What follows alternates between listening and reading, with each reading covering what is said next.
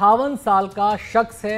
अब वो शख्स ने गोली चलाई, आखिर क्यों चलाई, उसकी क्या वजह, इसकी जांच जारी है। उधर उपराष्ट्रपति और डेमोक्रेटिक पार्टी की उम्मीदवार कमला हैरिस ने भी सोशल मीडिया पर लिखा है, उन्होंने अपनी बात कही है। मुझे पूर्व राष्ट्रपति ट्रंप और फ्लोरिडा में उनके गोल्फ कोर्स के पास गोलीबारी की रिपोर्ट के बारे में जानकारी दी गई। मुझे खुशी है कि वो सुरक्षित हैं। अमेरिका में हिंसा की कोई जगह नहीं है। और हमारे साथ हमारे पॉलिटिकल और foreign affairs editor Uma Shankar Singh इस वक्त जुड़ रहे हैं। उमा, एक बार फिर से यहाँ पर ट्रंप को लेकर जिस तरह की खबरें आ रही हैं गोलीबारी की, और अब तो यहाँ पर हम देख रहे हैं कि बाइडेन जो है वो भी कह रहे हैं कि यहाँ पर हत्या के प्रयास की कोशिश की गई है। क्या अपडेट यहाँ पर मिल रहा है रियान रूथ को लेकर?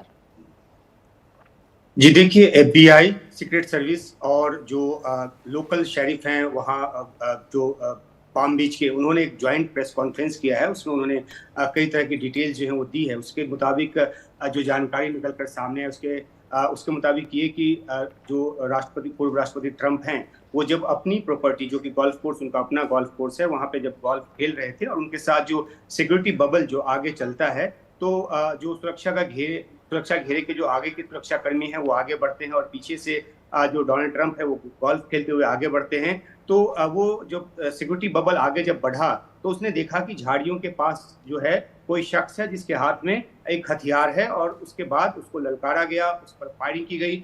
इस प्रेस कॉन्फ्रेंस में इस बात की तस्दीक तो नहीं की गई कि क्या हमलावर की तरफ से भी फायरिंग हुई, लेकिन जो फायरिंग की आवाज सुनी गई वो जो सीक्रेट सर्विस के एजेंट वहां पे मौके पे मौजूद थे, उनकी तरफ से इंगेज किया गया उस शख्स को। वो शख्स जो है वहां पर राइफल छोड़कर भाग गया और एक काले रंग की निशान कार से, एक ब्लैक SUV से वो भागा, जिसके की टैग की फोटो और उसके गाड़ी का जो नंबर है उसकी तस्वीर जो है ली गई और उसको बगल के काउंटी में जो है वो गिरफ्तार कर लिया गया। वो भी हिरासत में संदिग्ध के तौर पर इस मामले में जांच की जा रही है। जो स्पॉट पे उसने एक राइफल छोड़ा, उसके साथ साथ 2 बैकपैक भी मिले हैं और इसके अलावा जो एक GoPro कैमरा जो है वो भी मिला है। तो वो उससे शूट करने की कोशिश में भी था, जो कुछ भी हरकत वो वहां पे करने वाला था।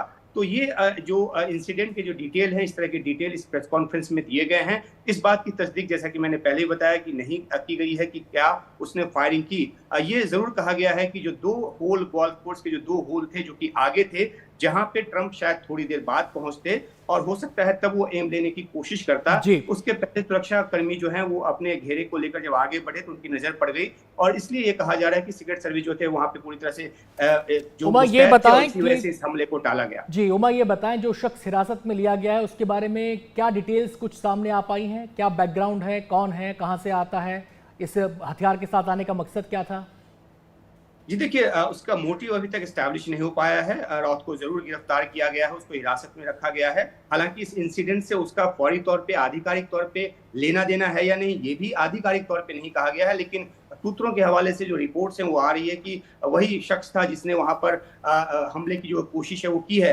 ये भी कहा जा रहा है कि राउत के नाम का जो शख्स है उसकी जो प्रोफाइलिंग पुलिस के पास है, उसमें वो पहले भी कई ऐसे मामलों में शामिल रहा है जो अपराध से जुड़े मामले हैं, और ये जो है 2001-2002 तक पीछे जाता। 58 साल का ये शख्स बताया जा रहा है, और इसके ऊपर हथियारों को रखने आदि जैसे कई जो मामले हैं वो पहले से दर्ज हैं। लेकिन क्या वो वही शख्स है, वही रैन रॉथ नाम का ये वही शख्स है जिसके ऊपर ये मामले पहले से दर्ज हैं, या ये कोई दूसरा शख्स है? तो उसकी तमाम प्रोफाइलिंग जो है की जा रही है और इस नतीजे पे पहुंचने की कोशिश की जा रही है कि आखिरकार उसका मकसद क्या था। इस बीच सोशल मीडिया के हवाले से ये भी जानकारी आ रही है कि जो रॉथ का बेटा है उसने ये कहा है कि डोनाल्ड ट्रंप से उसके पिताजी नफरत करते थे, लेकिन वो किसी तरह से हथियार का इस्तेमाल करेंगे, किसी तरह की हिंसा का इस्तेमाल करेंगे, ये वो नहीं कर सकते। तो ये पक्ष भी निकलकर सामने आ रहा है। तो पूरा मामला भी जांच का विषय है और FBI, सीक्रेट सर्विस और बाकी एजेंसियां मिलकर इस पूरे मामले की जांच कर रही है।